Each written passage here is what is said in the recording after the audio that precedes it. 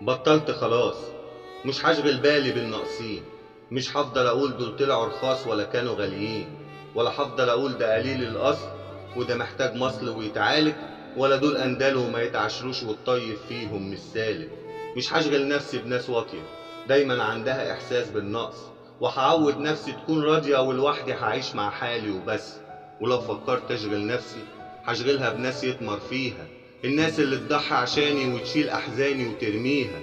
في ناس طيبة من جواها ما تشيلش الهم وياها، والدنيا مهما تبعدها عمرك ما هتقدر تنساها.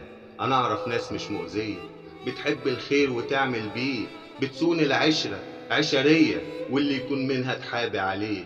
ربنا يرزقنا بالناس دي، هي اللي بجد تستاهل، لا تبيع ولا تخون بالساهل، دايما وياك في كل مكان وعشانك تنسى وتتنازل. ربنا يرزقنا بناس حلوة ويبعد كل مريض جاهل.